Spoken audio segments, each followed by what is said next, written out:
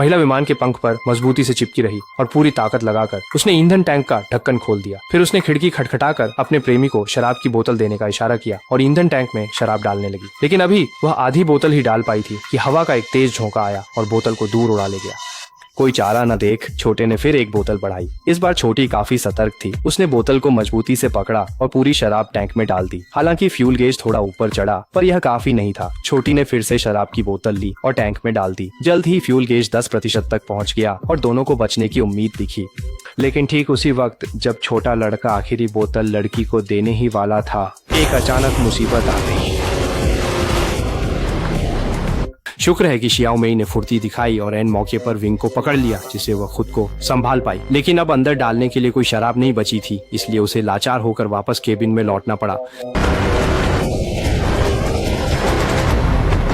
आखिरकार च्याओ मेई सुरक्षित रूप से केबिन में वापस आ गई। तभी च्याओ शुआई ने उसे एक अच्छी खबर दी। जब च्याओ मेई विमान में शराब डाल रही थी, तब उसे एक छोटा सा द्वीप दिखाई दिया। अगर वह उसे ढूंढ ले तो शायद उनकी जान बच सकती है। इतना कहते ही च्याओ मेई वापस पायलट की सीट पर बैठ गई और विमान को उस द्वीप की ओर मोड़ दिया। लेकिन किसे पता था कि घंटों ढूंढने के बाद भी उन्हें उस द्वीप का कहीं कोई नामो निशान नहीं मिलेगा। और भी बुरा यह है कि उनका ईंधन पूरी तरह खत्म हो चुका है। जैसे ही पंखा धीरे धीरे रुक गया, बिना इंजन के वह विमान बस हवा में फिसलने लगा। ठीक उसी पल जब वह महिला हताश हो गई, उसके बॉयफ्रेंड ने अचानक वह छोटा सा द्वीप देख लिया।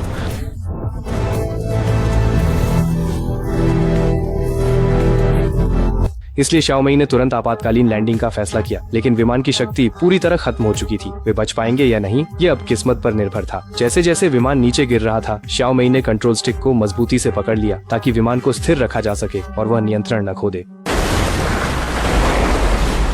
दुर्भाग्य से यह आपातकालीन लैंडिंग विफल रही। जोरदार टक्कर के कारण दोनों विमान के अंदर उल्टे लटक गए और तुरंत बेहोश हो गए। जैसे जैसे टन भर पानी अंदर भरने लगा, पूरा विमान तेजी से समुद्र की गहराई में डूब गया। इस जानलेवा संकट के समय शियाओ मेई सबसे पहले होश में आई। उसने अपने बेहोश प्रेमी को जगाने की पूरी कोशिश की, लेकिन उसने कोई प्रतिक्रिया नहीं दी।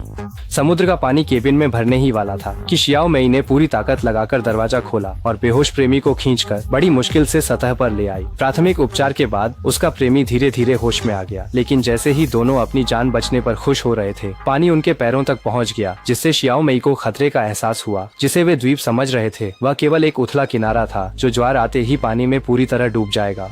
हालात के इस उतार चढ़ाव ने शियाओ मेई को पूरी तरह तोड़ दिया। जल्द ही जैसे जैसे पानी का स्तर बढ़ता गया, वह रेतीला किनारा भी छोटा होता गया। समुद्र का पानी दोनों को पूरी तरह निगल चुका था। बस उनके पैर के पंजों का सहारा ही जमीन पर बचा था। इसी पल दोनों ने पहली बार महसूस किया कि असली बेबसी और निराशा क्या होती है। अपनी प्रेमिका को कुछ और समय देने के लिए चोटों से जूझ रहे छोटे ने छोटी से अपनी लाइफ जैकेट उतारने को कहा। शायद इससे उन्हें बचने का एक मौका मिल जाए। अपने प्रेमी की यह बात सुनकर छोटी भावुक हो गई और उसने उसे कसकर गले लगा लिया, यह कहते हुए कि वे साथ जिएंगे और साथ मरेंगे। जब वे दोनों अपनी आखिरी विदाई ले रहे थे, तभी दूर समुद्र में एक मछली पकड़ने वाली नाव दिखाई दी। ऐसा लगा जैसे भगवान ने आखिरकार इस बदकिस्मत जोड़े पर अपनी कृपा बरसा ही दी। मौत के मुंह से बाहर निकले दोनों ने अपने गिले शिकवे भुला दिए और जीवन भर साथ निभाने का पक्का इरादा कर लिया। कहानी यहीं समाप्त होती है।